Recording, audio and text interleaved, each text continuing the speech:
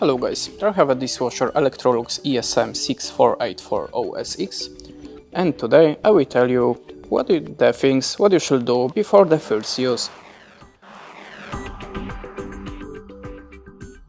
So in the first step, make sure that the current level of water softener agrees with the hardness of the water supply. If not, adjust the level of the water softener. Step 2.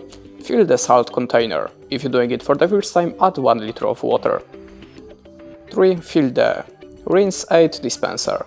4. Open the water tap. 5. Start a program to remove any processing residuals that can still be inside the appliance.